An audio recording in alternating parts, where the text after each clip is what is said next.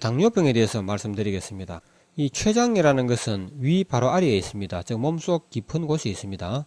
췌장의 혈액순환이 나빠져서 그 기능이 떨어지면 인슐린 생산이 부족하므로 혈중의 당을 체세포가 흡수하지 못하고 그대로 소변과 함께 밖으로 보내는 것이 당뇨병이죠. 이와 같이 췌장의 혈액순환이 안되기 때문에 당뇨병이 발생해서 당뇨병은 또 어떤 결과를 일으키느냐 하면 온몸의 혈액순환이 안되는 결과를 불러일으킵니다. 몸속에 신진대사가 이루어지지 않기 때문에 결국 혈액순환도 되지 않게 되고 혈액순환이 되지 않으면 결국 어떻게 됩니까? 또 갖가지 합병증이 일어나겠죠. 이 당뇨병은 정말 현대학이 아주 무서워하는 불치병입니다.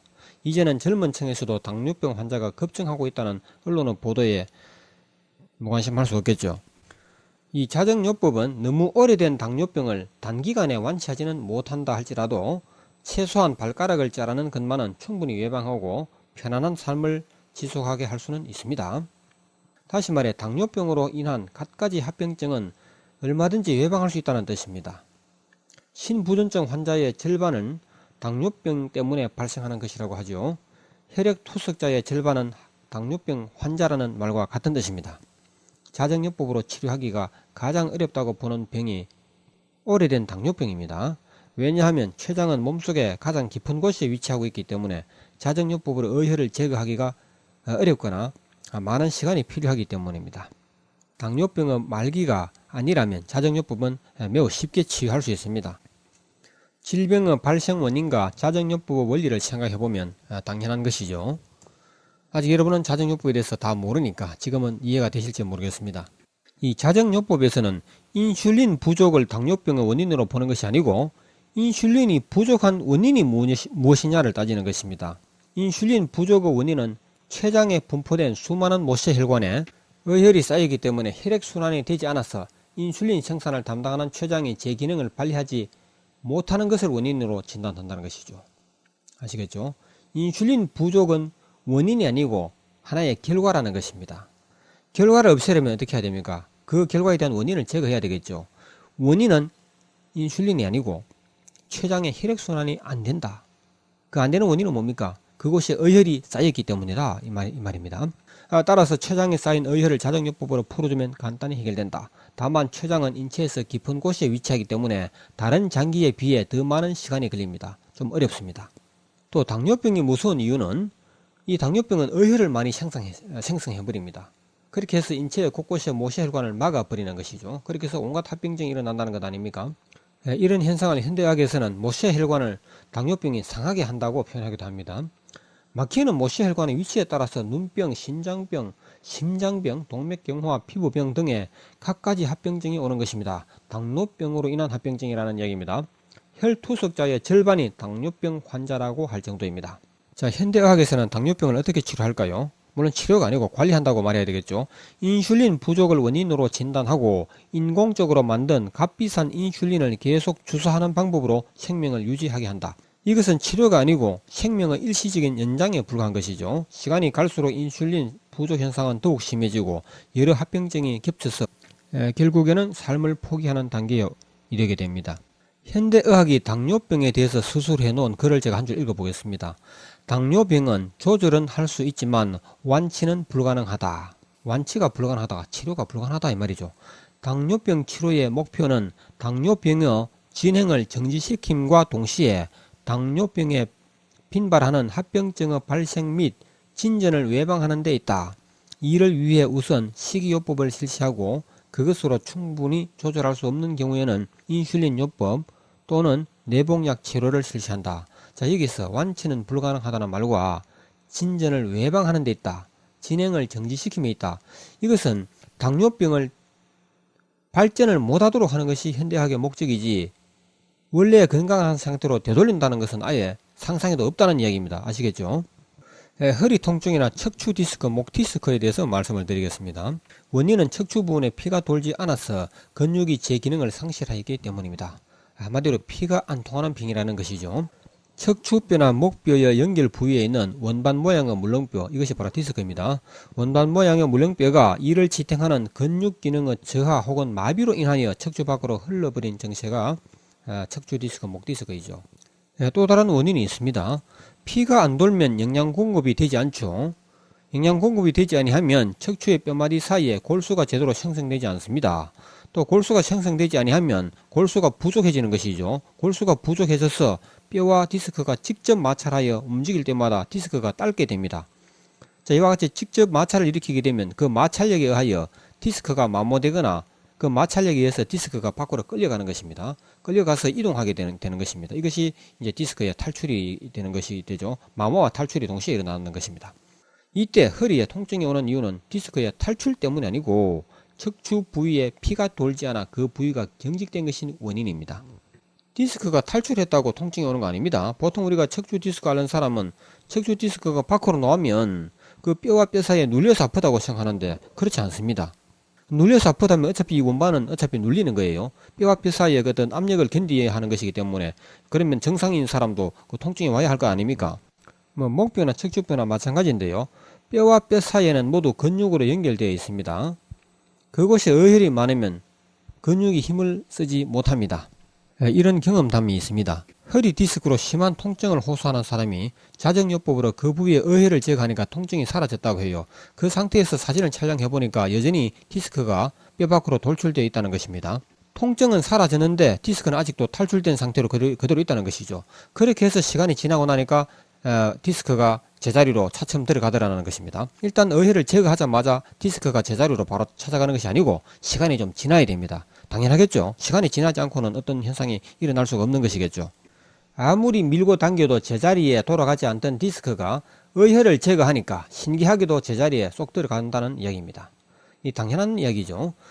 근육 기능이 마비되는 이유는 그곳에 피가 흐르지 않거나 요산으로 오염된 피가 흐르기 때문이고 척추와 목뼈와 그 주변의 어혈을 제거하여 피를 잘 흐르게 하고 피를 맑게 하여 주면 모든 디스크와 통증은 깨끗이 사라지고 재발도 하지 않습니다.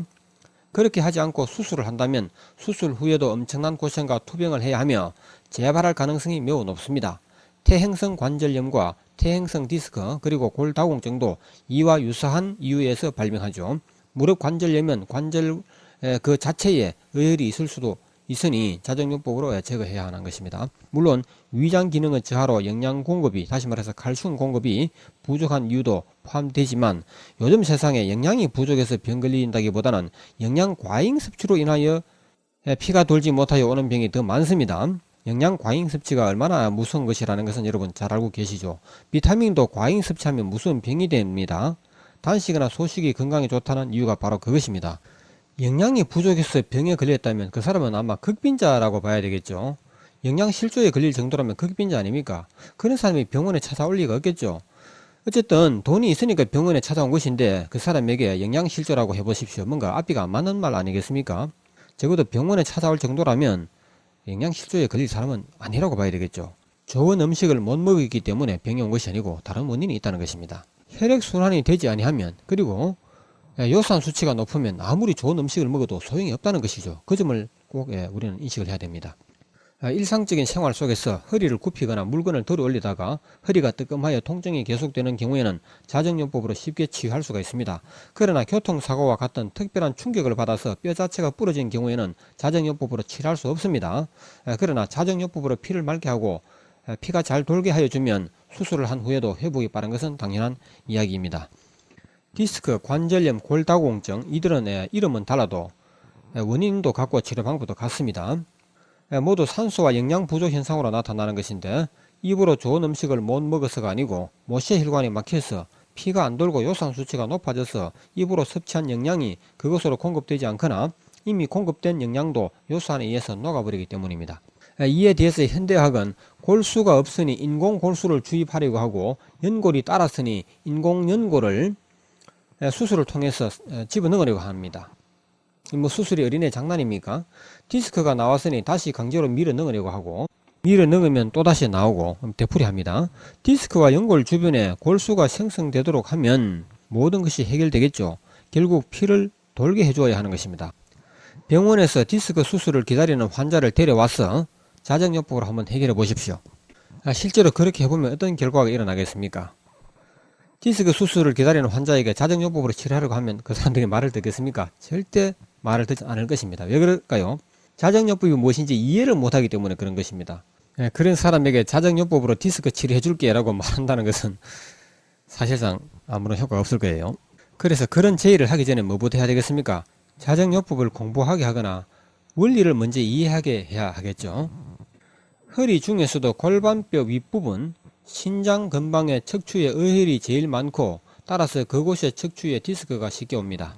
디스크의 통증 원인은 돌출한 디스크를 척추가 눌러서가 아니고 피가 안 돌아서 근육이 경직된 때문이므로 피만 돌게 하면 일단 통증은 사라지고 이 상태에서 사진을 찍어보면 여전히 디스크를 누르고 있습니다. 자정요법으로 피가 잘 돌게 한 상태에서 시간이 더 지나면 디스크는 제자리로 돌아갑니다.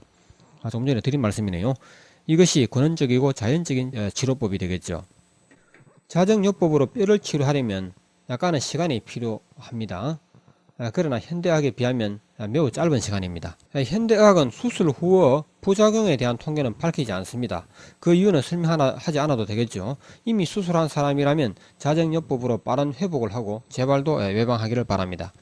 이 골다공증은 뼈가 단단하지 못하고 부실한 것입니다. 살짝 부딪히기만 해도 넘어지기만 해도 뼈가 부러지거나 무너져 버리는 것이 바로 골다공증인데, 특히 노인층에서 뼈 속에 칼슘이 다 빠져서 뼈가 스폰지처럼 수많은 구멍이 생겼고 골밀도가 낮아서 작은 충격이나 압력에도 뼈가 쉽게 부서지거나 부러집니다. 현대의학이 역시 두려워하는 병입니다. 왜 두려워하겠습니까? 치료 방법이 없기 때문이죠. 원인을 알면 치료가 간단합니다. 그러나 유감스럽게도 현대의학에서는 칼슘 부족, 무기질과 호르몬의 부족 등을 원인으로 진단하고 있습니다. 골다공증을 예방하고 치료한다는 명분으로 칼슘을 섭취하기 위하여 이 음식 저 음식을 찾아다니는 사람들을 보면 마음이 안타깝습니다. 홈쇼핑과 신문에도 연일 뼈를 지켜준다는 칼슘 식품의 광고가 나오고 있습니다. 모 제약회사는 창사 59주년 기념으로 8개월치의 칼슘 영양제를 50% 할인하여 판다고 3월 31일자 유명 중앙지의 비칠면 전부를 칼라로 화장식하였습니다. 8개월치를 다 먹고 또 계속 먹어야 효과를 볼 수 있다는 말도 함께 실었고, 치료제가 아니고 건강기능식품이라는 말도 받들이지 않았습니다. 죽을 때까지 사다 먹으라는 말이겠죠. 골다공증이나 관절염을 치료하는 약은 이 세상 어디에도 있을 수 없기 때문입니다. 약이 있다면 진통소염제로서 통증은 잠시 있게 하지만 몸은 더욱 망치는 것입니다. 골다공증의 원인이 영양 부족입니까? 물론 틀린 말은 아닙니다. 그러나 영양 부족은 원인이 아니고 결과라고 그랬죠. 영양 부족이 나오는 결과는 무엇입니까? 피가 안 돌아서 그렇습니다. 피가 맑지 못해서 그렇습니다. 피가 잘 돌고 피가 맑은데도 불구하고 골다공증이 발생했다면 그건 당연히 영양 섭취를 안 해서 그런 것이죠. 그런 사람은 병원의 도움이 필요 없습니다. 그렇죠. 배고픈 사람이 병원 찾아가는 거 봤습니까? 신장, 간장, 위장의 모세혈관에 막힌 찌꺼기만 풀어주면 칼슘 부족, 무기질 부족, 호르몬 부족 등의 모든 부족 현상은 자동으로 해결되고 골다공증, 관절염 따위는 와달라고 기도를 해도 오지 못합니다. 피를 맑게 하여 뼈에 칼슘을 녹이는 요소만 없애준다면 칼슘 영양 따위는 따로 사먹지 않아도 남아돌 것입니다. 그렇지 않으면 아무리 영양을 섭취해도 소용이 없고 영양 과잉 시대에 더 이상 기말 필요 없겠죠. 이제 남은 일은 몸속의 어혈을 제거하고 피를 맑게 하는 방법만 알면 됩니다. 어혈을 제거하는 방법은 초등학생도 금방 배울 수 있습니다. 그러나 서두르지 마십시오. 이론과 원리 학습을 완성한 다음에 해야 합니다. 암과 백혈병에 대해서 이야기하겠습니다. 이미 진행 중인 암은 자정요법으로 100% 치유할 수 있다고 말할 수는 없습니다. 다만 암의 발생 원인을 100% 제거할 수는 있습니다. 그렇다면 암 예방은 물론 암 수술 후에 재발을 걱정하거나 암 진행을 늦추고자 하는 경우에는 자정요법이 가장 확실한 대책입니다. 암의 발생 원인을 알면 해답과 이유는 간단합니다. 잠시 후에 상세히 설명하기로 하고요. 몸 전체, 그러니까 위장, 간장, 신장, 머리, 호흡기 등입니다. 전체의 어혈을 제거하고 피를 맑게 하면 암은 발생하지도 않고 재발하지도 않습니다.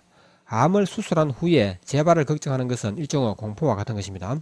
허물어진 암세포가 혈관을 따라 떠돌다가 언제 어느 곳에서 다시 세포 분열을 시작할지 알 수 없기 때문이죠. 체세포가 살기 어려운 환경에서 암이 발생하는 이치를 생각한다면 자정요법의 암의 재발을 막고 확산도 막는 가장 확실한 길임을 쉽게 이해할 수 있을 것입니다. 백혈병은 무엇이냐 하면 암과 동일한 원인으로 발생하는 병이기에 백혈암이라고 부르기도 합니다. 자정요법으로 98% 치료가 가능합니다. 종합병원에서는 거의 불치병으로 알려져 있죠. 골수 이식 수술이 현대의학의 첨단 방법이지만 수술 자체도 어려울 뿐만 아니라 수술을 성공했다 할지라도 재발률이 매우 높습니다. 백혈병을 치료하려면 무엇보다도 신장의 어혈을 제거하고 피를 맑게 하여 피 속의 요산과 질소를 낮추면 백혈병은 쉽게 낫습니다. 현대의학의 방사선 요법 같은 것은 매우 위험한 것입니다. 수술 후 조건도 매우 까다롭고 어렵습니다. 백혈병의 원인과 치료 원리에 대해서 잠시 후에 말씀드리겠습니다. 피가 흐르지 못하는 곳에는 백혈구도 갈 수가 없습니다. 왜 그럴까요? 백혈구는 항상 혈액과 함께 따라가는 것이기 때문이죠. 약물도 접근할 수 없습니다. 이 약물을 주사를 한다 하게 되면 그 혈액을 따라 이동하라고 하는 것인데 혈액이 흐르지 못하는 곳에는 약물이 갈 수가 없습니다. 그렇다면 이 약물을 아무리 복용하거나 주사를 한다 하더라도 소용이 없죠. 혈액이 흐르지 못하는 곳에는 영양분이나 산소도 가지를 못합니다. 그곳에는 세균성 질환이 발생할 수밖에 없습니다. 수많은 모세혈관을 막고 있는 찌꺼기만 제거하면 피는 흐르기 마련이고 백혈구가 몰려와서 모든 세균성 질병은 즉시 치료됩니다. 세균이 있는 곳에 백혈구가 몰려오는 원리는 호수에 먹이를 던지면 물고기들이 몰려오는 것과 같은 것입니다. 백혈구는 멀리서도 먹이의 위치를 알고 달려온다. 즉 세균의 위치를 알고 세균을 잡아먹으러 온다는 것입니다. 미생물을 죽이는 약물, 특히 항생제입니다. 이 항생제는 백혈구도 죽이고 유익한 미생물도 함께 죽이므로 약물은 남용은 몸을 망가뜨린다. 항생제는 특별한 경우가 아니면 사용하지 말아야 합니다. 피가 오염되는 이유를 두 가지로 나눌 수 있습니다. 하나는 외부적인 이유이고 또 하나는 그 내부적인 이유가 되겠습니다. 외부적인 이유로는 항생제, 진통제, 마취제, 방부제, 화학물질, 방사선 같은 것입니다. 이런 것을 몸 밖으로부터 몸속으로 주입하기 때문에 피가 오염된다는 것입니다. 또 내부적인 이유는 뭐가 되겠습니까? 몸속에 있는 신장이나 간장에 피가 잘 돌지 않을 때 피가 오염되는 것입니다. 다시 말해서 신장과 간장의 기능이 떨어져서 피 속의 노폐물이나 독소를 걸러내지 못할 때 피는 계속 오염이 되겠죠. 결국은 의혈을 만든다는 것입니다. 모든 장기와 체세포는 피가 공급되지 않으면 망가진다. 이 너무나 당연한 말이죠. 그러나 이 말을 통해서 우리가 알아야 하는 것은 망가진 모든 장기와 체세포를 되살리려면 그곳에 피가 흐르게 해야 합니다. 피가 공급되지 않는 이유는 혈관이 찌꺼기로 막혔기 때문이고 막힌 찌꺼기는 제거하면 간단히 해결되겠죠. 피가 맑아야 모든 병이 사라진다. 이 말도 역시 많이 했던 말이죠. 피가 잘 돈다 할지라도 오염된 피가 돈다면 역시 갖가지 병이 오게 되어 있습니다. 다리에 피가 잘 돌고 있음에도 퇴행성 관절염이나 퇴행성 디스크가 왔다면 오염된 피가 돌기 때문이다. 신장이나 간장에 피가 잘 돌지 않으면 신장과 간장의 기능이 떨어져서 피 속에 있는 노폐물이나 독소를 걸러내지 못하겠죠. 특히 피 속에 있는 요산, 이 요산은 요독에 포함되는 것입니다. 요독 하게 되면 요산과 요소와 크레아틴 등을 포함하는 말인데 피 속에 있는 요독을 걸러내지 못하면 요산 수치가 높아져서 뼈 속에 있는 칼슘 같은 것을 녹이면 골다공증과 풍치가 오고 물렁뼈의 보호막을 녹이면 관절염이나 퇴행성 디스크 등이 오며 체세포 보호막을 녹이면 아토피 등의 각종 피부병이 오고 신경선의 보호막을 녹여서 각종 신경성 질환을 일으키고 심하면 전신마비까지 온다. 한마디로 피가 맑아야 한다는 이야기입니다. 여러분 풍치가 뭔지 잘 아시죠? 이빨이 한꺼번에 다 빠지는 것을 풍치라고 합니다. 이것도 역시 혈액순환이 잘 안되고 피가 맑지 못해서 온다는 것이죠. 이 요산이라는 것은 일종의 산으로서 쇠도 녹인다는 염산과 비슷한 것입니다. 결국 피를 맑게 하려면 간과 신장의 모세혈관을 막고 있는 찌꺼기를 제거하여 간과 신장 기능을 회복시켜줘야 합니다. 집안의 쓰레기는 치워야 없어지듯이 모세혈관을 막고 있는 찌꺼기는 치워야 없어집니다. 그 방법은 오직 자정요법뿐입니다. 현대학의 어떤 방법으로도 어떤 첨단 장비로도 혈관 속에 있는 특히 모세혈관 속에 있는 찌꺼기를 치울 수 있는 방법이 없습니다.